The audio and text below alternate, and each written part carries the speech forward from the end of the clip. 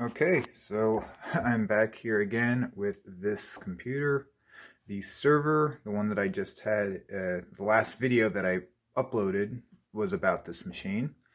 But you probably didn't see it because there's only been like 11 views on that video right now. But in that video, I replaced uh, the hard drive. Well, it's still in there, but you know, it's disconnected.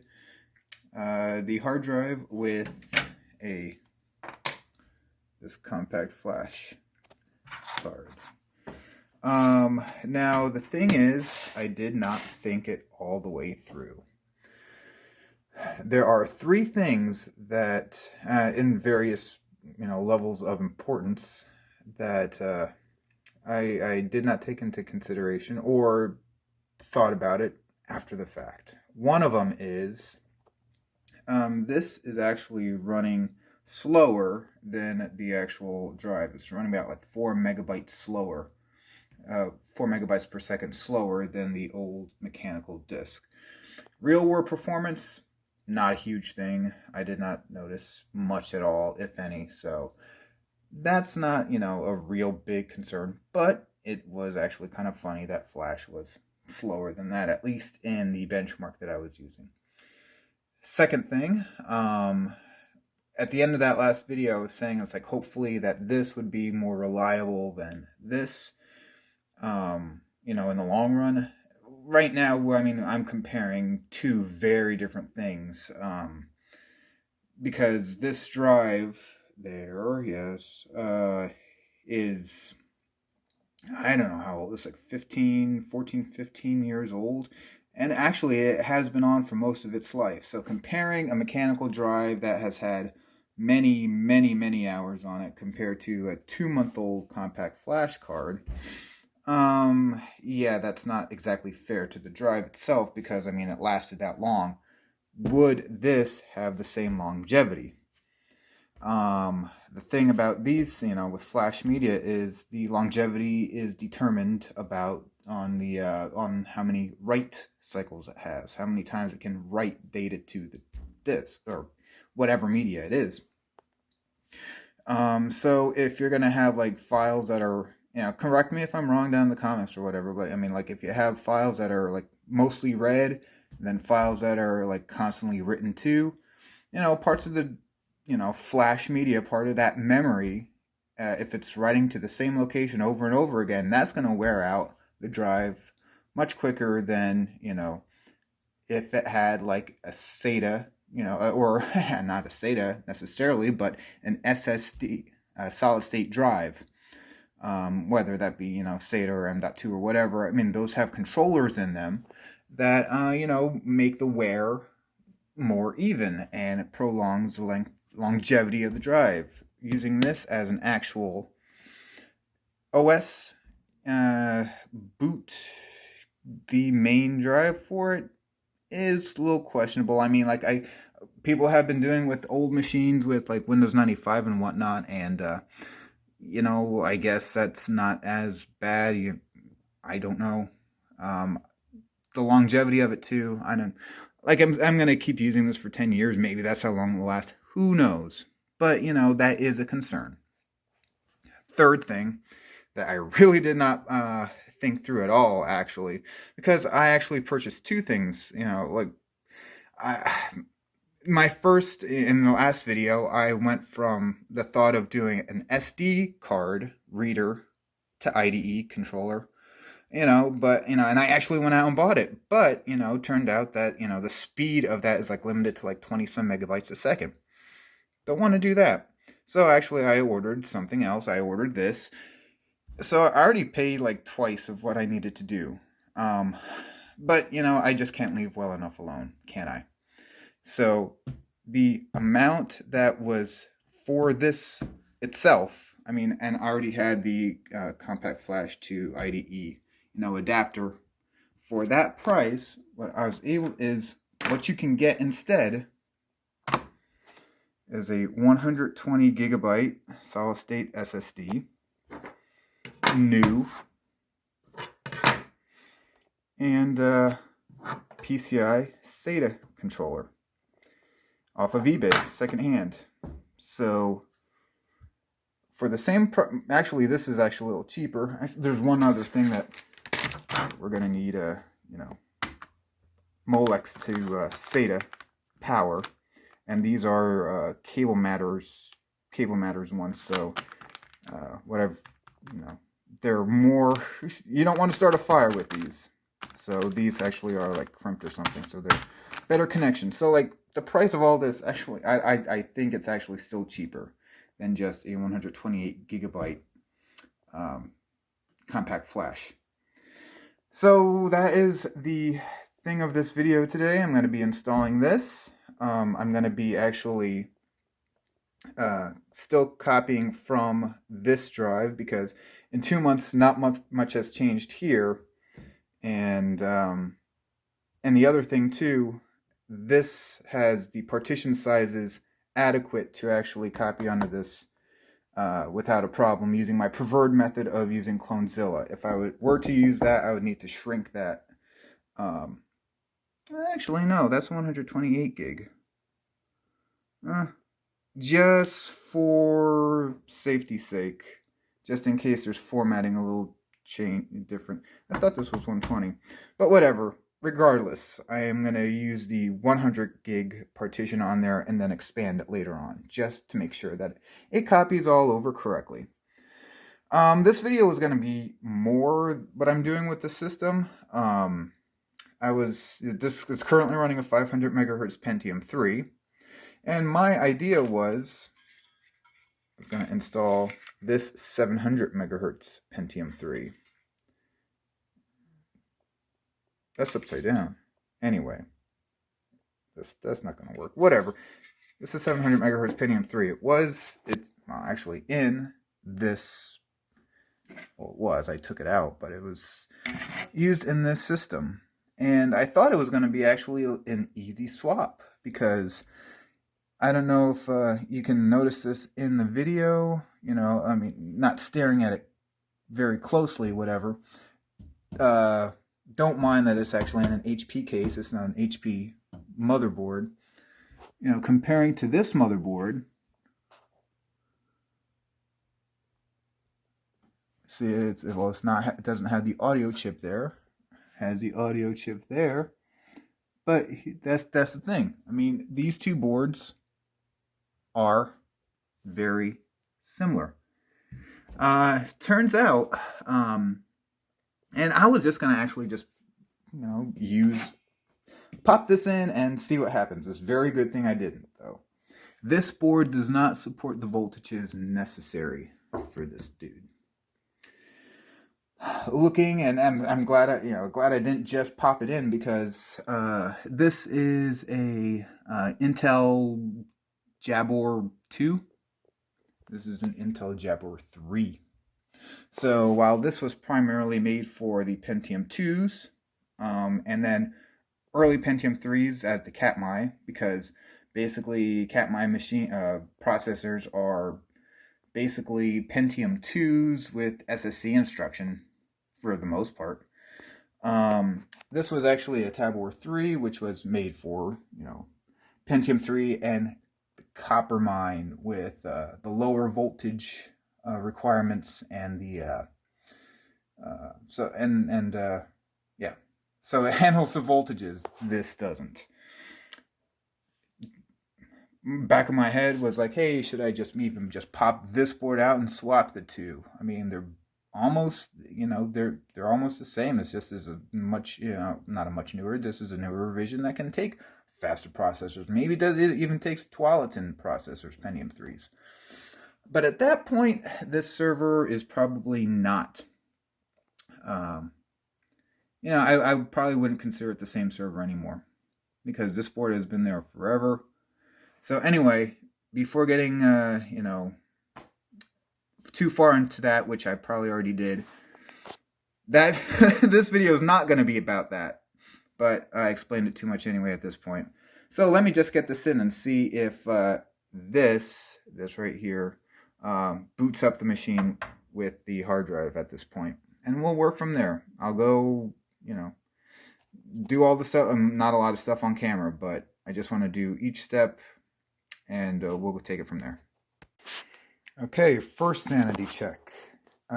Making sure that this card, this new SATA / IDE controller, I like that kind of card because best of both worlds, you have SATA and IDE. Well, if the installation of Linux will actually boot with it correctly, and if the machine actually sees everything that it should. So here we go. Now there's probably going to be it's actually a RAID controller. So there maybe is a setup that we'll need to be going into. So I'll wait for that BIOS to actually load to see what we need to do, and to see if the drive, that was a weird noise that it made. You probably didn't hear it. Ejected the CD for some reason.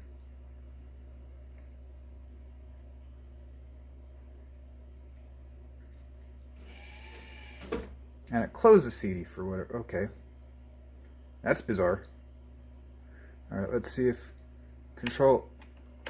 Oh, no array defined. Okay, that's good. Fast boot utility. Okay. See, I've never. Let's see. Auto setup.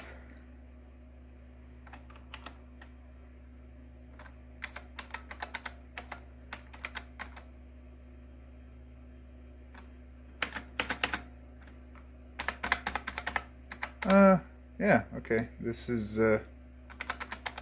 optimized for no. Will this override it? Oh, that would not be good.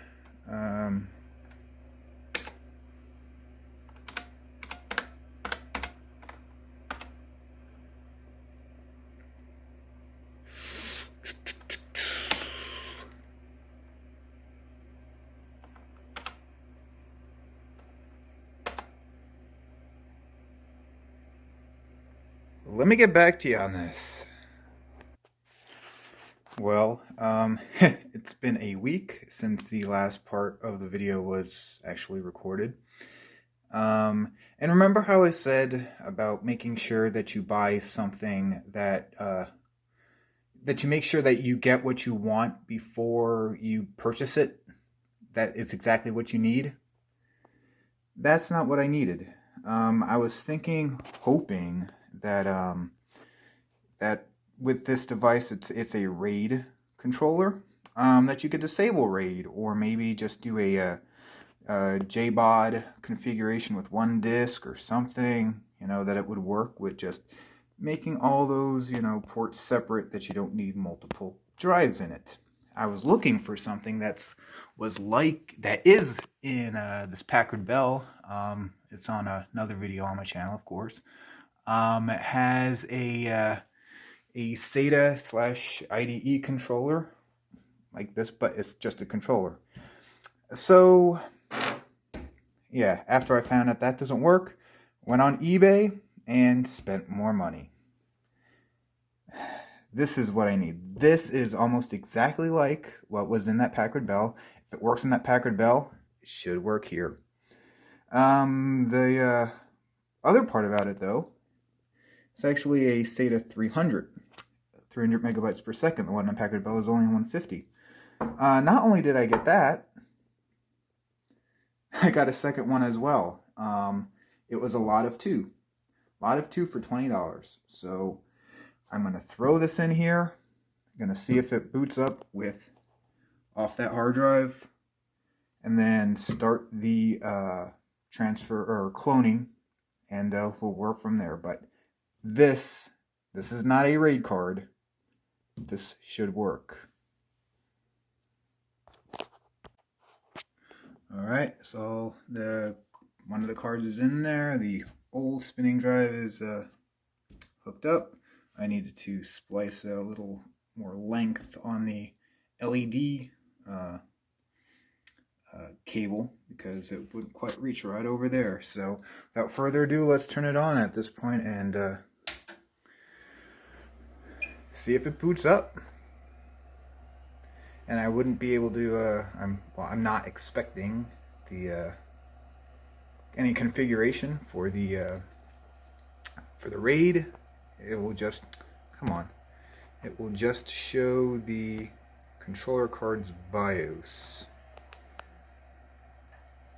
The optical drive made a funny noise. And it ejected itself.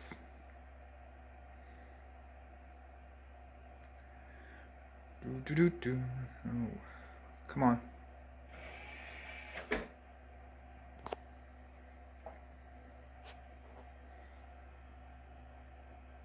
Okay, it sees the drive, no configuration needed, and we should be booting up.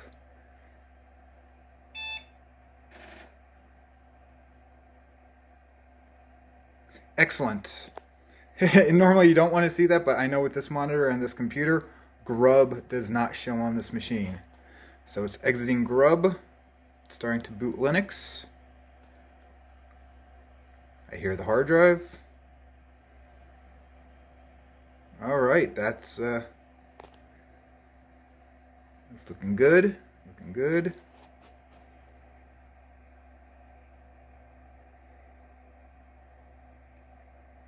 Alright, if it gets to this point, I think we're fine. So I'm going to turn it off, connect the SATA solid state to it, and then I'm going to boot into Clonezilla. The hard drive made a funny. Yeah, I don't know if you heard that, but that made a funny noise. But on to the next part. SATA drive is connected. Clonezilla is in the drive. I am not keeping it like this. It's messy. But anyway, nobody's gonna see it. But I'm gonna clean it up. Everything's staying like this. So we'll see the controller BIOS and see if it detects the SATA drive, and if so, Clonezilla will boot. Cool beans. And Clonezilla will start up. Yep, that's what it sounds like. And I am not going to let you sit through this. So, and we're off. 54 minutes to go to copy over everything, I guess. Well, at least for this partition. Well, the other partition doesn't need to be copied because it's a swap and it'll just create it. That's what I like about Clonezilla. Clonezilla knows everything about the Linux file system. It knows how to copy everything, all the boot table, boot sector, whatever, everything gets copied. I've never had a problem with it. So anyway, if you want to know how I get like a 250 gig drive into a 128 gig drive with Clonezilla, that's in the other video. I didn't put you through that, but there is a flag to ignore the drive size. Only do that if you know that the partition sizes will fit on the new drive size. Of course, I told you to watch the other video. I told you how to do it now. Whatever. I'll be back when this finishes copying. So it copied over correctly, I think. There's no errors. So here's the first time it's going to be booting from the SATA SSD. So that didn't really take that long, and it was averaging about 1.5 gigabytes a second. For a machine like this, that's pretty nice. And as I was showing before, with the compact flash card about being slower than the actual mechanical hard drive, one of the last things I'm going to do on this video is show. Well, I'm going to do a benchmark on that. Do the HD Parm, and okay, so it only sees the. Come on. Only sees that drive, and we'll boot up. Booting up. Yep, that looks good. So I'm going to boot in. I'm going to run that parameter. I'm going to show you about like trim support, because Well, now it has trim support. And did I? Oh, I'm not talking too soon. And that's the last part, because I'm going to do the rest of it, like expanding this drive with expanding the drive out, because it's only 100 gigs right now, so I need to expand that, but I'm going to do that off camera because that process will just take too long to boot, and you don't need to see that. I showed you it before, and I'm just talking too much. I'm just trying to fill in time before this boots up, and I don't really see a big, change in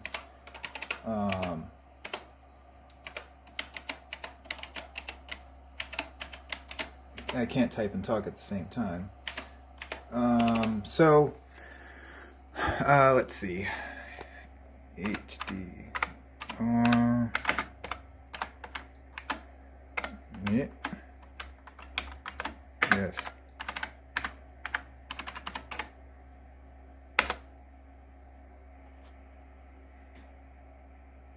Let's see what it shows us. Holy crow! Look at that.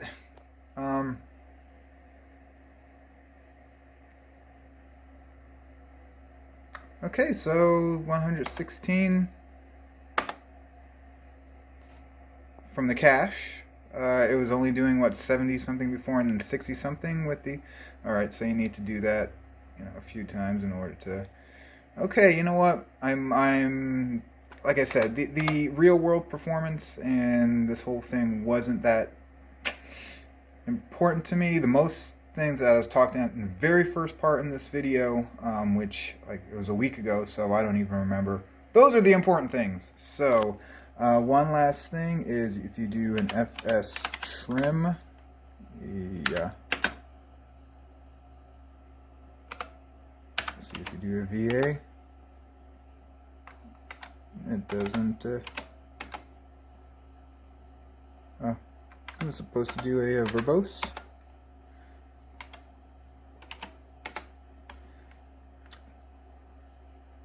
I'll look into that later, but as it stands now, I think we're good.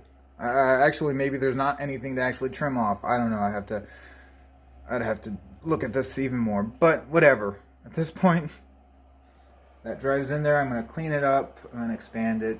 You're not going to see it. Next video is going to be about this machine as well. Software, though, and expand what it does. So until that one, which I'm probably going to upload, I'm going to continue on today. This video is long enough. I'm shutting up. Bye.